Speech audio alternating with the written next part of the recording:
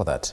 Now, after National Treasury Cabinet Secretary John Mbadi affirmed that Kenya will be debt-free by 2035, financial experts now warn that this is not achievable, with Kenya's public debt having accrued to more than the 11 trillion shillings mark. And as Micah Gongo now reports, businessman Jimmy Wanjigi has also doubted the figures stated by the government as the public debt.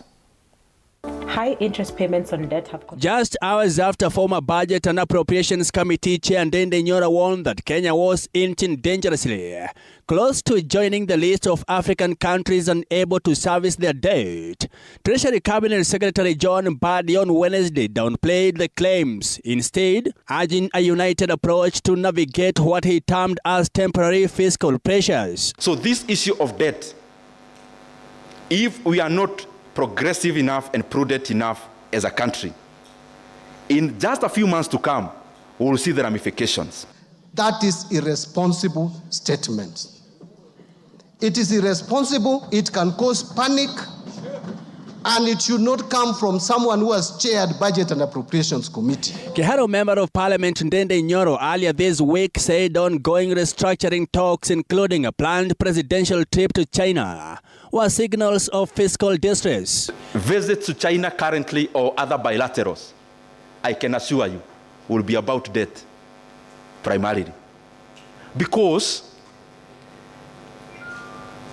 we are almost at a cliff in terms of debt repayment, and especially interest rate. The problem we have is about liquidity. Loans were taken at a particular point of time. Most of them are maturing between now and 2032. That is why we have the pressure. After 2032, you go and look at our books and they're public. From 2034 to 2048, we don't have any loan to pay. He is talking absolute rubbish. This is a man who is borrowing more than 100 billion a month. How is he going to get out of that debt? But in a quick rejoinder, businessman and former presidential aspirant Jimmy Wanjigi now says there is no outstanding public debt, as the 11.02 trillion shillings publicized by Central Bank of Kenya as outstanding debt is fictitious. From the hesabu we have done from government records, yeah, Kenya owes nobody any money. That is how clear I am. Public debts are paid from tax revenue, which is budgeted under the Current Appropriations Act. According to Wanjigi, the country has spent more than 14.6 trillion shillings on budget in a span of 10 years, at least according to CBK. How much money did we spend according to the budget? All right? So we calculated. 6 trillion was there for development. How much money went to the counties? How much went for salaries? How much went for pensions? How much went for operations and management of government so that police have petrol in their cars? We came to a sum of exactly 14.6 trillion. However, the taxman has in that period collected a total of 13.3 trillion shillings, triggering to a deficit of 1.3 trillion shillings. And collected 13.3 trillion. Are we together with those numbers?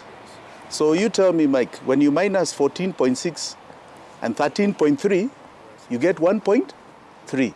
That is what you hear in terminology of government or in economics called the deficit. On public debt, Wanjigi highlighted that it turned into a Ponzi scheme to steal tax revenue, following an constitutional amendment of Public Finance Management Act of 2012, Section 50, to facilitate what he calls fraud. What is mind-boggling is that even as we paid and we didn't need, look at our figure today, it's 11 trillion.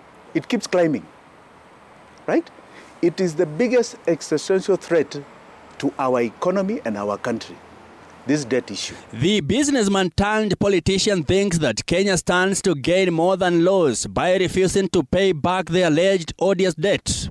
If the government is unable to refuse repayment, debt default will be the next step. And this government and this president are culpable. They were there at the time it was done, and they are still doing it. So we have a problem here. They cannot solve it.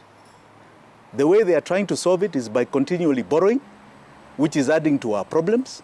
That is why they come to raise our taxes. That is why we have what you call deflation in this country. Not deflation, you have recession in this country. According to IMF, many countries' laws exempt people from paying back debts taken out in their names by dishonest people.